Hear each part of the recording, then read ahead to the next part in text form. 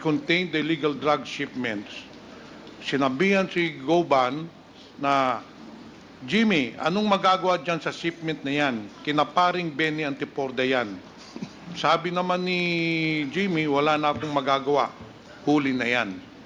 So, ito ba, Mr. Benny Antiporda, totoo po ba ito na kasama ka dun sa shipment ng illegal drugs? Kasi sinasabi niya, baka may magagawa pa tayo dyan. Kinaparing Benny Antiporda yan. Sir, makikita, Mr. Chair, makikita naman po natin, they contradict their own statements.